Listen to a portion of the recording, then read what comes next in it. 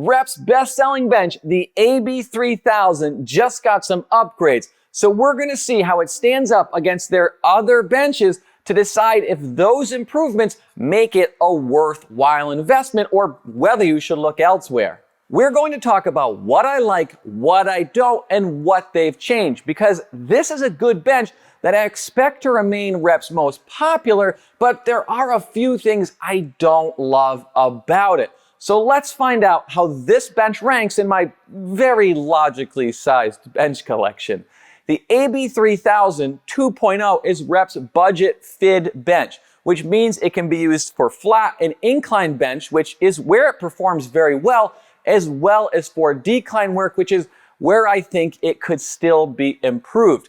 Their other decline offerings are the AB-5100, which is a bit dated and out of place in their current lineup, or the AB-5000, and both of those cost about twice as much if you want to use them for decline. When the AB-3000 originally launched back in 2014, it was a great bench that Rep has slowly tweaked and improved along the way, but over time, you've started seeing other companies with the same basic bench, and that design has started to show its age. So it's nice to see Rep innovating and improving rather than sitting back. Enter version 2.0. It's still a ladder style bench, which means it's very quick and easy to adjust, and it's retained its 1,000 pound weight capacity, but there are quite a few differences here between the old and new versions, which we'll cover as we go, since that's what you guys have asked us most about. For me, as a decline bench, it comes up a little short since it's only got one setting, which limits some of what you can do with it. Yes, this 12-degree angle works, and maybe this is more of me just not really doing much decline bench, which is too bad because I finally look strong to all my online friends with that limited range of motion. Though I will say this thing is stable, and while I normally don't mind getting stuck in the crack, I do have to say this is one of those times I don't really enjoy it. Now, I don't expect it to compete with benches like the AB-5000 or GetRx Fit AB2 because those benches are more than twice the price when you factor in the add-ons required to be able to decline with them. But if that decline functionality is one of the primary reasons you're buying this because you like to do ab work or other stuff with this style of bench, I think you may end up a little bit disappointed because it's not very versatile in that regard, even if it is the only decline bench I'd trust at this price range. With that being said, decline is better in this version than the original since they updated this leg roller system because the old one sucked. It was literally just a bolt that you could either tighten to lock it in place or leave it loose and watch it scuff up your pretty paint job. The new system uses these pins, which are on the wrong side. Really got to start thinking out these camera angles better. But you use these pins to lock the leg rollers into whatever position you prefer, which is great because we can move it to one spot for me and another for Winnie. Well, Winnie before she was 8 months pregnant. Now she can't get off the bench, but you get the idea. But it is a smart change because it'll allow you to set it for you, which will result in you being more comfortable and secure when using it.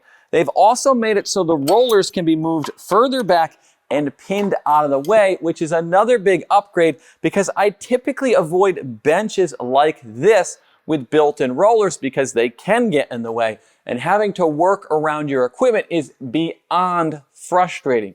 The only issue I've got with the rollers is I'm not sure I love how they integrated the handle into it, because if you've got them pinned back like this, you'll have to adjust it or it'll be a little awkward when moving it around. It's not a big deal, just more of a minor inconvenience. With a bench height of just under 17.5 inches, they've lowered the pad enough to fit within IPF specs, meaning it should be a comfortable height for most people. Though the pad gap has grown a little, it's not really much of an issue as it's nearly identical to the 5200. It now has 8 back positions ranging from -12 to 85 degrees, so one more than before, and it's retained the same 4 seat positions. They've added laser cut numbers to indicate what angle the back is locked into, as well as doing away with the old chrome ladder. And they've also adjusted the back angle some so that it's more in line with what you'd find on the 4100 and 5200. And if you're interested in other super exciting specs and details, I've linked them in the description.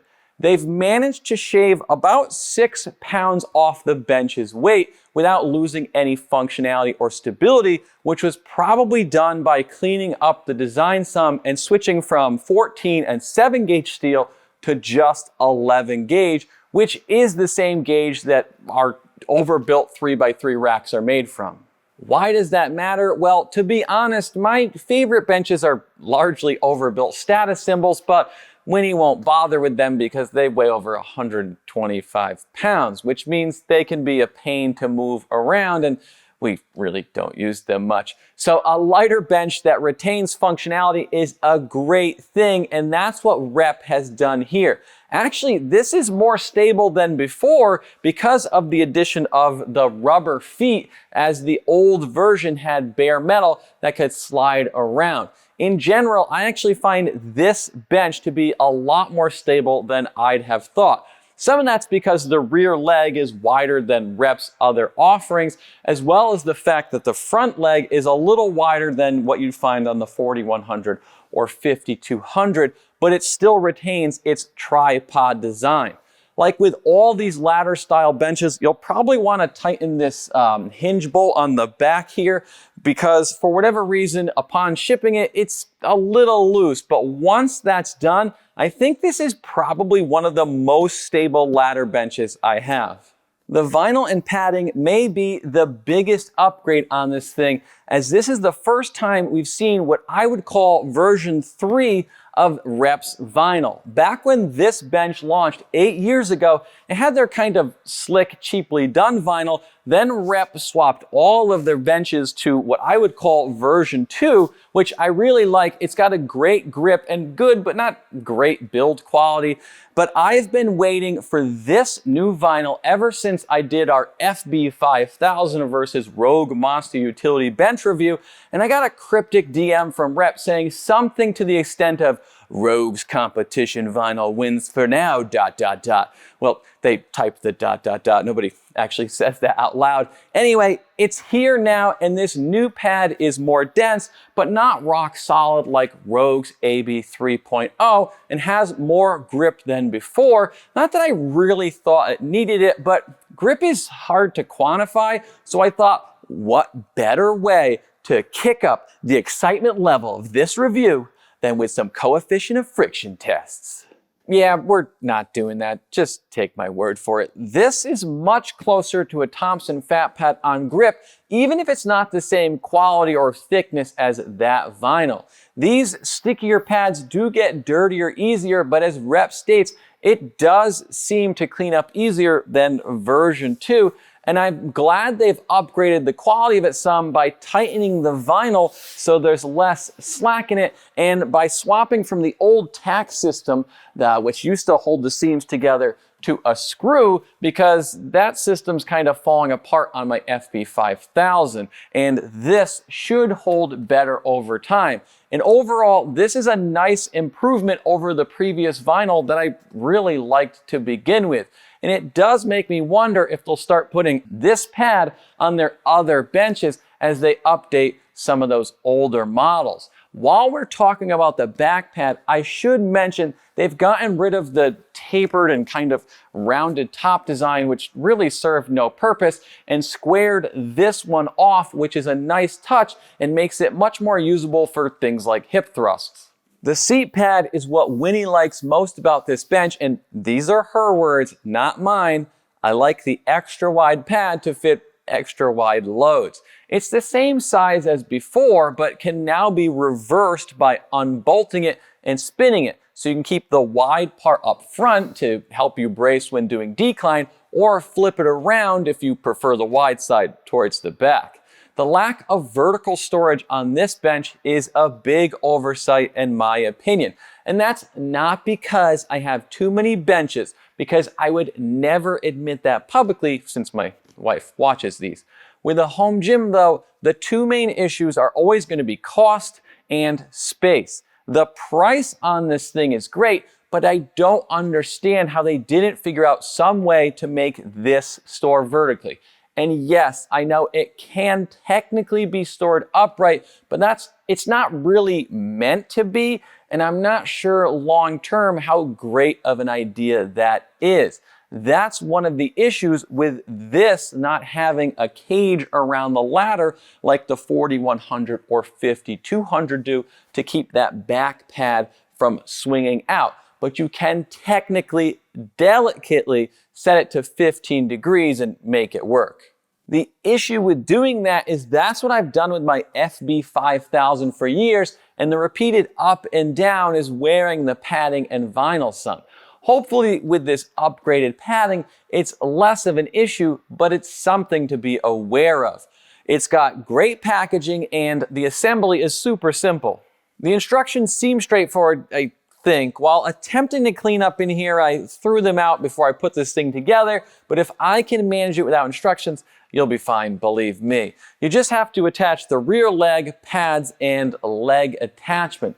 For the first time ever, I tried to assemble something with these stupid tools they send you, and I wish I recorded it because I must have looked like a virgin trying to figure out what I'm supposed to do, and much like a virgin, that lasted all of 30 seconds because these things suck. So I got my real tools to finish the job, though I did originally put the pad on upside down, which is embarrassing because it's labeled, so it's kind of hard to mess up. If you're a little OCD and feel like you've got some free time and want to do a little gym hack that will give you absolutely no functional benefit, I like to untie the ends of these pads and install the washers on the inside and then tie them back up, as I think it gives it a cleaner look. I do find this to be a pretty good upgrade over the older version. The pad, stability, and even the decline has been improved, even if I feel like that aspect still leaves a little to be desired.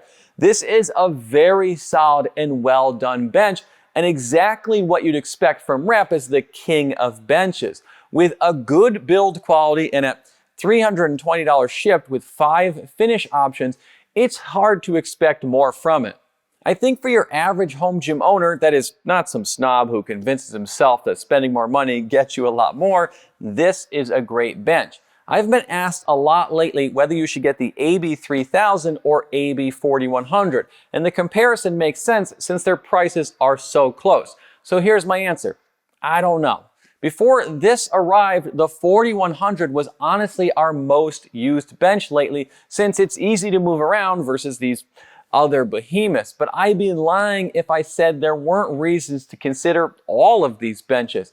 As to which one is right for you, I can't answer, but I can refer you to our review of the AB-4100 in hopes it helps you decide, and definitely not because I'm trying to help myself out on that YouTube algorithm. If you enjoyed this video, please like, comment, and subscribe. Thanks for watching. I'll see you next week.